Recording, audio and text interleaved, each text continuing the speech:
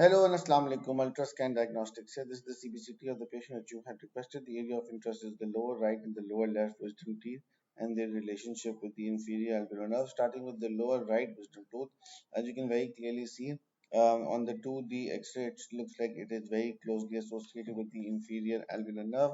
But when we move towards the 3D part, which is the transaxial view, a true cross section, we will be able to show you that the inferior alveolar nerve is significantly away from the apex of the lower right wisdom tooth.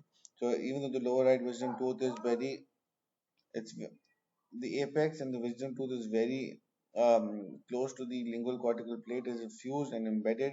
We've got a shallow lingual fossa right here, but apart from that, it is not very closely associated with the inferior alveolar nerve at any point. This is the mesial aspect, and this is the distal aspect, as you can see. There we go. Thank you.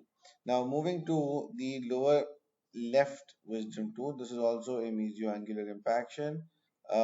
This also seems like it is very close to the inferior alveolar nerve. This, however, on the 3D, we will be able to show you that this, in fact, is very closely associated with the inferior alveolar nerve.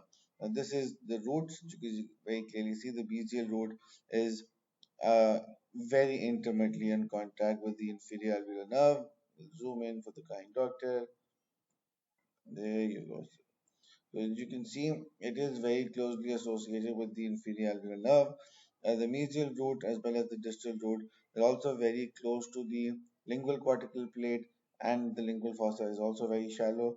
So this too definitely is associated with the inferior alveolar nerve and the lingual cortical plate. This is the axial view, or the top to bottom view. Here you can see the left as well as the right wisdom tooth.